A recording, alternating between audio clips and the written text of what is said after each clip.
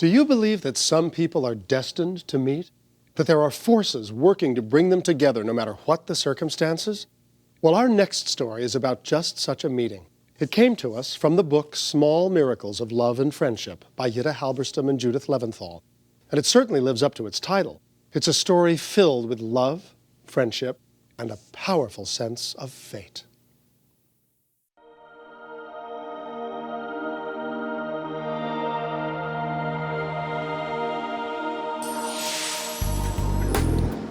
Like other 15-year-olds, Shafie Morel had dreams. To get his driver's license, to go to college, maybe even to play in the NBA. But life wasn't always so easy for Shafie. He was born severely premature, and doctors had warned his mother, Gail, that he might not live. Shafie weighed only 2 pounds at birth. When he came out, his lungs were fully developed. He didn't have any heart problems. His brains were fully developed, and the only thing he had to do was stay in the hospital to gain weight. He was a miracle baby. He was a blessing. He was my pride and joy. Stacy Morel was especially fond of her little brother. He was just the type of kid that people liked to be around. So when you said Shafie's name, everybody's face kind of just lit up, and it was a good thing. He knew that at a young age, you had to work to get things in life that you wanted. So he loved to work, and he did exceptionally well. Even Ingrid Burnett, the supervisor on his after-school job, could see the incredible potential in this young man. That's all right, sweetheart. Shafie was probably one of the most mature young men for 15. Bye-bye. Every day he walked me down in the subway to the booth, and after I paid, he said good night. And he said, I just want to make sure that nobody doesn't mug you or hurt you or anything like that. I just found that kind of fascinating for a 15-year-old to think of something like that without anyone saying it. Nothing. But on February 28th, all of Shafie's hopes and dreams were taken away by a random act of violence. Yo, I've been looking for you. What? What's up?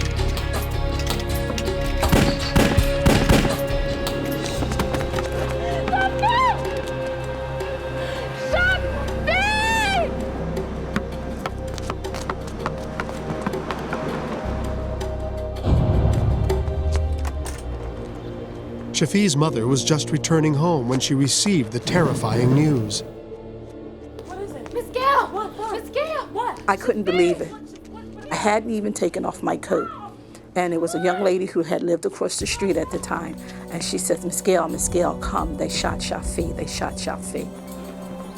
It took me forever just to run those 2 blocks because he was only 2 blocks away. Oh, my God. Oh, God, Shafie. Oh, There, Shafie laid on the ground, and he had this big hole in his head. He was just like laying there, just looking in a daze and just rubbing his head and just saying, Shafie, you're going to be okay.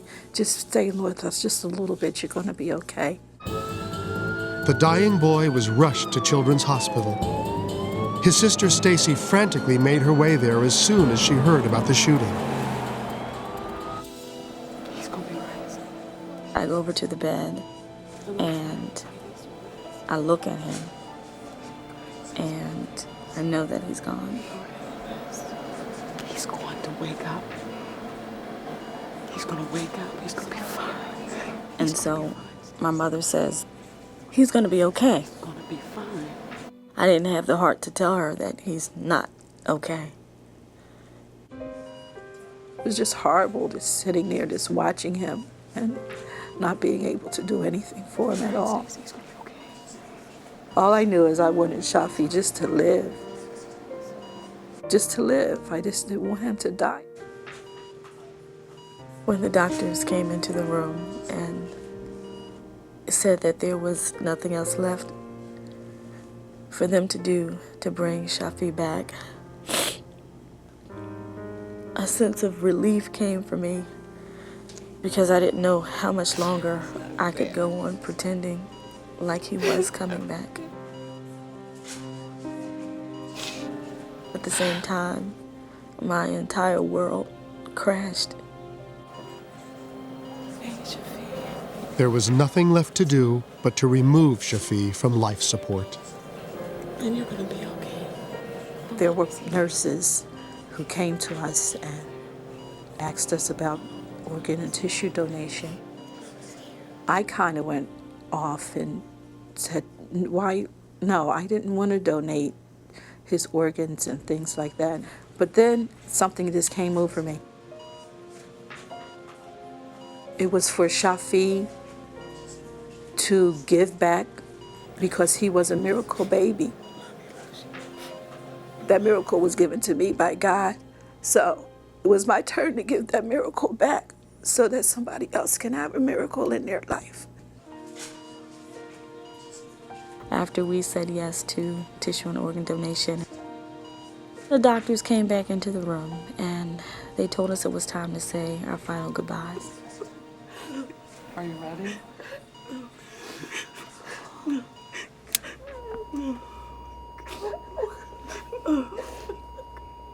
He just laid there, just like he was just sleeping. You know, like he had gone to sleep for the night.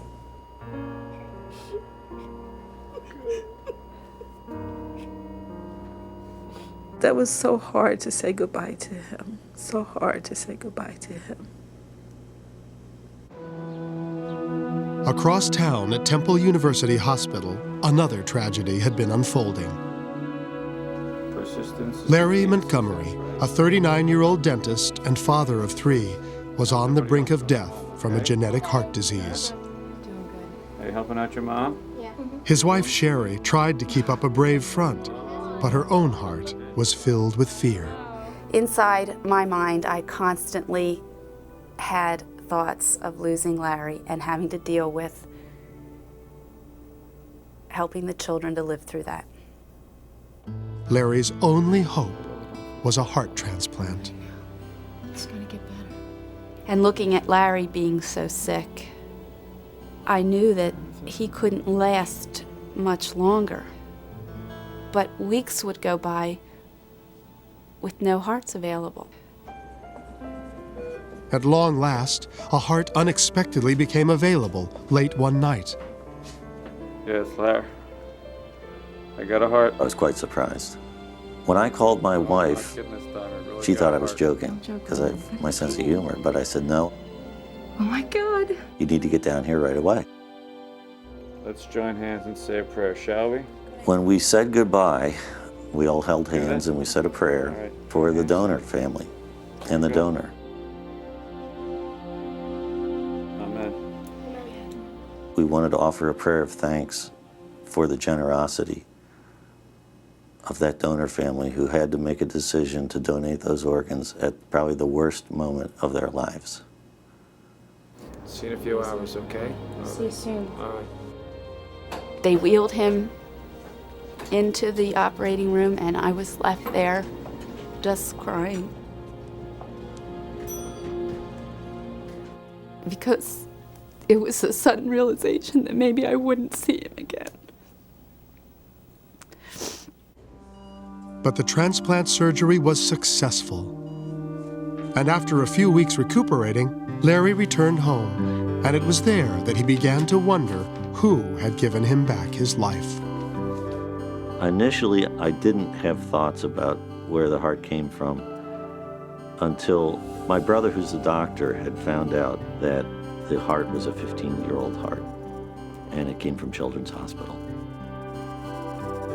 Sherry's sister heard the news reports because this was a well-publicized death. She clipped some of the articles out and gave them to Sherry, thinking that this could possibly be my donor. And at about 2 or 3 months after my transplant, I opened that envelope and read the articles. The clues revealed that the heart beating inside Larry's chest might well be Shafie Morel's. We were suspicious that he may be the donor, but we did not know for sure. Larry felt compelled to write the donor family a letter. I would be thinking almost every day about what I would say in that letter, but I just couldn't think of the right words. It took me 10 months from the transplant to write that letter. Early in the morning of March 2nd, 1996, you gave me a gift, the gift of a new life. Now I carry the heart of your loved one. Of your loved one. This steady heartbeat is a reminder of you and your loss. Unfortunately, your loss has enabled me to live on. When I read the letter, I cried. And I read it again, and I got very angry. And I said, who is this person to write me this letter and tell me that I had to lose something in order for him to gain something? You are in my prayers every day. When I read the letter and found out that the family wanted to meet me, I wasn't ready. I wasn't ready.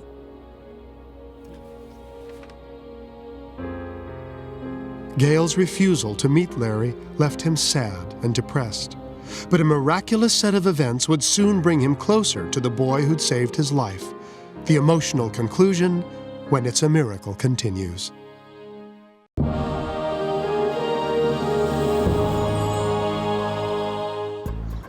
When 15-year-old Shafie Morel was caught in the crossfire between two rival gang members, it ended a young life filled with great potential and left a devastated family with the difficult decision to donate his organs. Larry Montgomery, the man who received Shafie's heart, wrote the family a letter, hoping to meet them. But Shafie's mother rejected his request, and so Larry moved on with his life. He took a job teaching at a local university, and it was there that he befriended a parking lot attendant. He would often ask me how I was feeling. He knew that I had had a heart transplant. You know, this is a really nice car you got here. Oh, you like it? He also admired my car, which was an older Cadillac. That's funny you should mention that. I'm thinking about getting He kept asking me, would I ever want to sell it? And one day I told him, it's for sale, make me an offer. And he said to me, I'll give you $2,000 for it. And I said, it's sold. Before he could take legal possession of the vehicle, the buyer needed to retrieve his old license plates, and so Larry offered to drive him home. He proceeded to drive into South Philadelphia to his home. I looked around and I thought, what am I doing? I'm in a strange neighborhood with $2,000 cash in my pocket. Why am I here? And we crossed Wharton Street. Was that Wharton Street back there? Yeah, it was Wharton.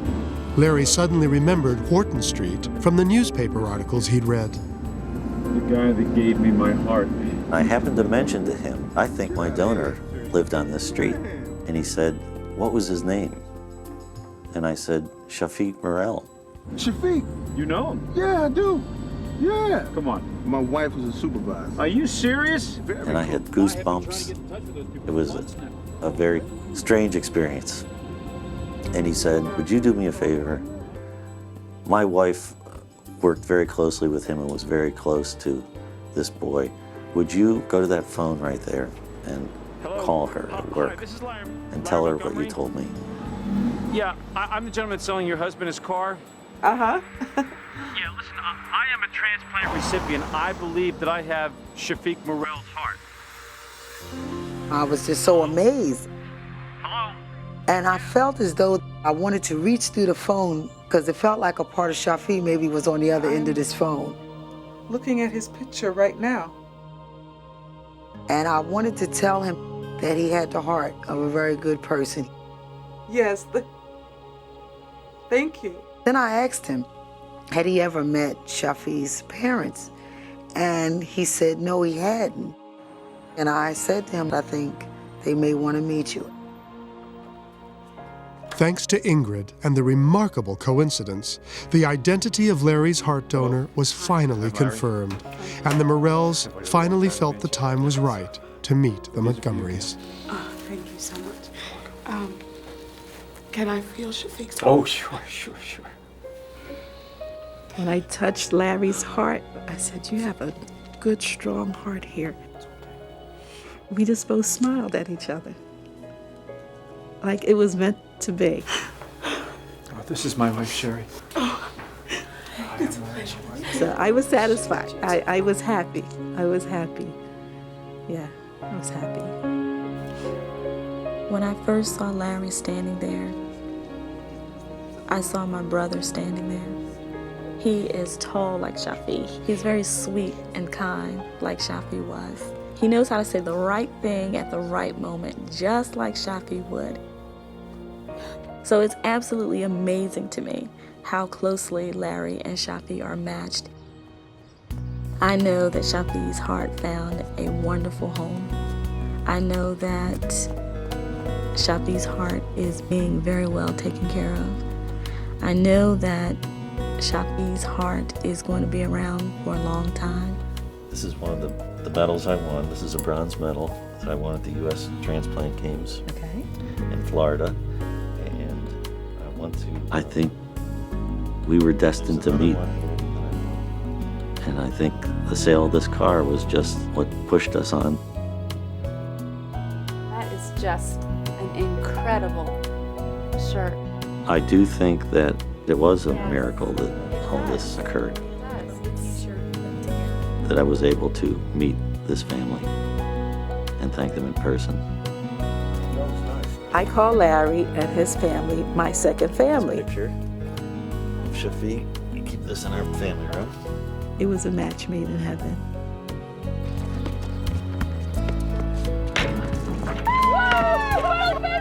I think it's a wonderful legacy that Shafie has continued to live on in someone else's life.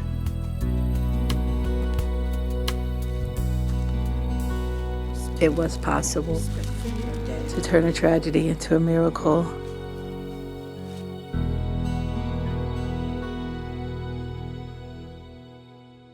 Larry and Gail have remained close friends. In fact, he was there by her side during the entire trial of the two men charged with Shafie's murder. They were both found guilty and are currently in prison serving life sentences.